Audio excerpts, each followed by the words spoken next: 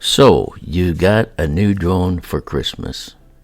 Hello, this is old Mr. Kent of MrKent.com. And if you got a new drone for Christmas and it's your very first drone, I want to help you get started with this video. I'll give you the information that you probably need to know and some that you don't need to know, but it'll help you understand why there are some rules that you're going to have to obey and follow. And so, and by the way, if this is your first drone, you are a recreational flyer. Now, you'll hear people talk about Part 107 pilots, and they're the ones that get paid to fly their drones. And you can pass a test and become one of those if you want. But to begin with, you're a recreational pilot. Now, there are some rules that you have to be aware of. Otherwise, it can cost you fines, money, And so, first of all, let me start this way. When I started 9 years ago, there were absolutely no drone rules, none. Now, you'll see this at VLOS. That's visual line of sight. You'll hear people talk about that. It was necessary back then because your drone didn't have any cameras in it. It just flew, and then you kept your eye on it. And if it got behind a tree, for instance, or went behind a building, then you didn't know which way it was headed or which way to make it go. And so the best thing to do was try to run around to the other side and find your drone, and then make sure that it's that you could land it, safe. So that was how it was, and that's where visual line of sight comes in. And it was necessary back then. The first two drones that I had, until I bought some extra attachments, that's how I had to fly them. Now, when I bought some extra attachments, I had a Phantom 1. They wouldn't name it that anymore, but anyway, and you had to have your own camera. Well, I happened to have a GoPro camera that I attached to it, and so then I could get videos of my flights, and that was pretty cool, but I still had to keep everything in sight. Then they had some things I could buy that were FPV. That's first person view, okay? And that made it so that you could transmit from the drone. You bought extra equipment. You could transmit the camera's picture from the drone down to this gadget that had a mask you put on your face, and you had to tune it into the right frequency and everything. and you could actually see what the drone was seeing when you flew around, which you think, well, now you didn't have to stay within line of sight because it could find its way back, and that's true, but they still have that rule, so don't get too excited. And then sometime along in there, the drone craze came about, and all kinds of drones were coming out and being produced and everything that had their own camera. And so that made it nice because you didn't have to buy anything extra. You just took your drone off and flew up and looked around and saw the countryside. And the thing is I flew an airplane. I had 1,500 hours of flying time previous to getting my drone, so I really enjoyed getting up and getting around and looking at things. But that came to another problem. Airplanes were flying into drones because people were climbing up to over thousands of feet and flying their drones so they could get a better view of everything.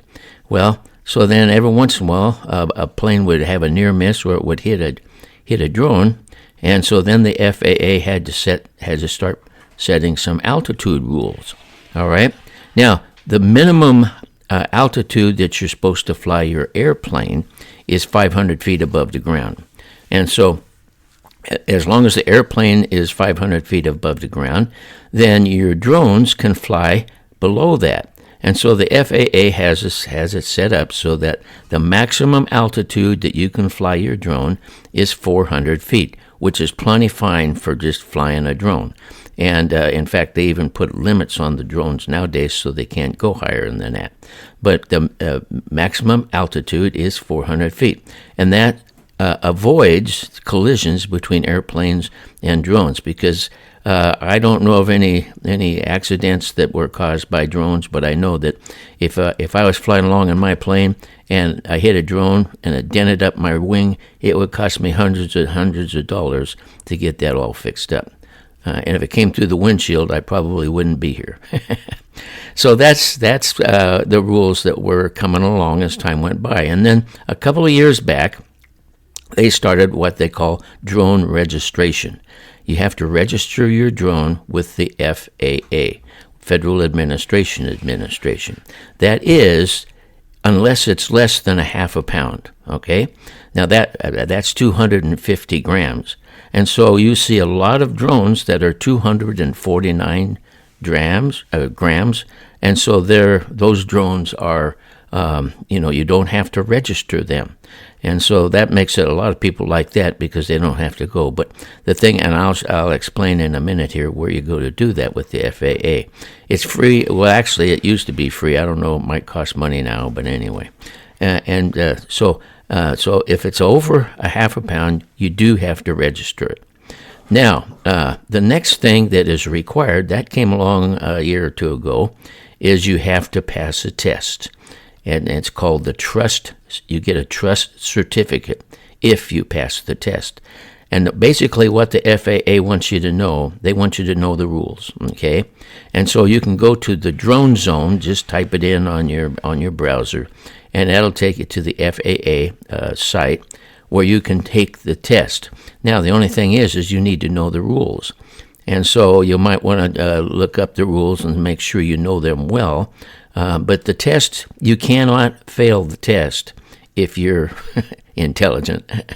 So what you do is you take the test, and if you miss the question, if you miss the first question, whatever it might be, they'll take you to a page that shows you what the rule is, and they'll give you that question again.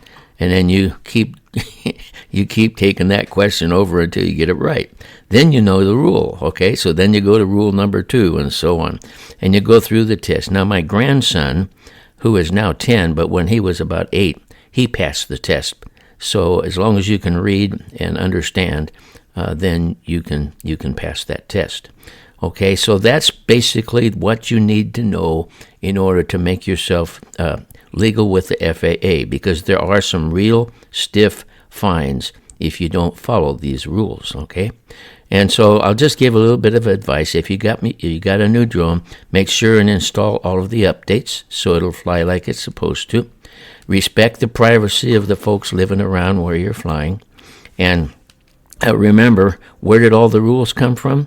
From the guys that were not respectful. So anyway, I hope this is helpful. If you have any questions or anything, put them in the comments. I want to thank you for watching my video, and God bless.